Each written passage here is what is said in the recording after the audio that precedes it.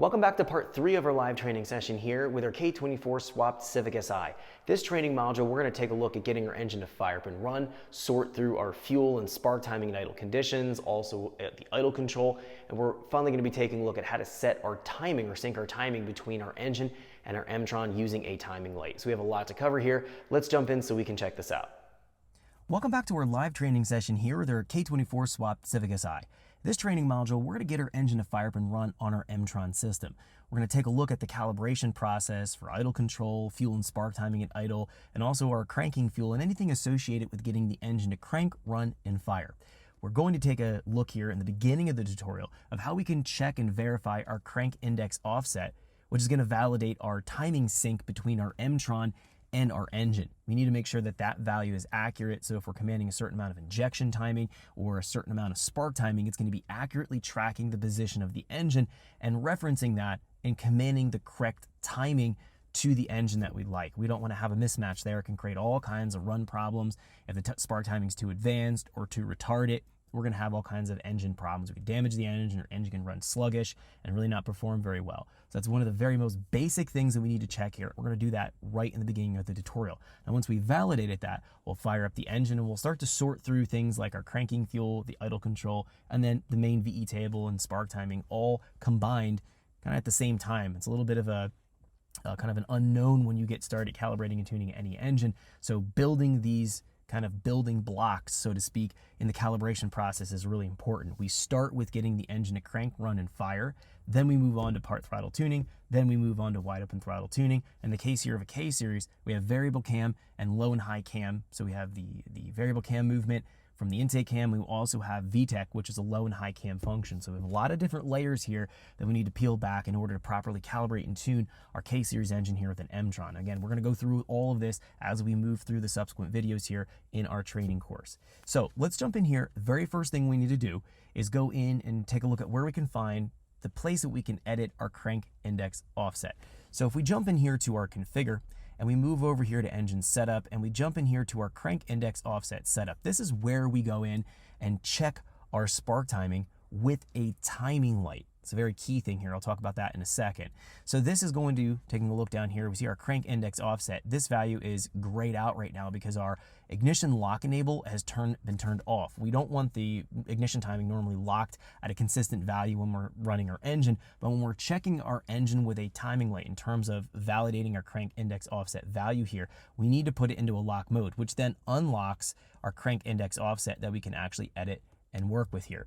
Now, because we've selected a Honda K20 pattern out of our drop-down menu here, so the decode setup, this is set to a Honda K20, technically speaking, that crank index offset should be accurate here at a value of 0. However, I have no idea if that's going to be valid or not. I haven't actually done a K-series engine yet on our Emtron system here. I've done K-series on plenty of other standalones, so I'm going to have to just peel back the layers as I'm going through this.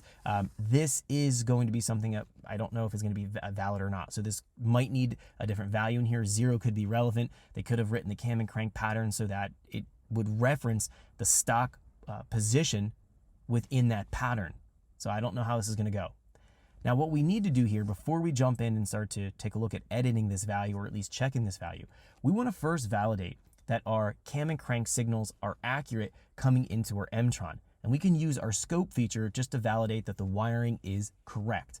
Now, what we're going to do here is jump into the diagnostics, and we're going to go in here to our scope function. In the scope function, this allows us to crank over the engine and check the cam and crank pattern. We can see here that I've actually done that already. I'm going to go through just do this process here of showing you on screen how to actually scope out and check the cam and crank signals, even though I've generated the pattern here before.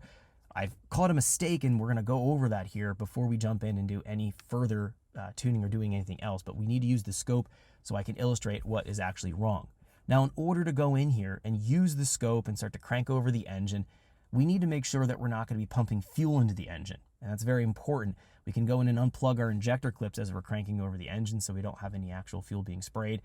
Or we can also use our cylinder inhibit function. This allows us to inhibit the spark or the fuel from any cylinder that we've wired in here to our Emtron. If we go here to fuel inhibit, this is what we want to go and actually inhibit. We don't care about the spark being inhibited. We care about the fuel being inhibited. We don't want the fuel spraying into our engine as we're cranking it over using the scope feature and using the timing light to check our timing when the engine is in its cranking condition, so checking that crank index offset value. So what we're going to do here is jump into our list, and we're using 4 injector outputs, so fuel cylinder 1, 2, 3, and 4. We want to inhibit these, meaning we want to turn off the injector, even if normally the Emtron would be commanding the injector to pulse and to spray fuel. We want to put it into this inhibit mode so it blocks it out, so it does not spray fuel. I don't want to have to jump out of the car, unplug the injectors, even though it's really easy on this. I can do this all virtually.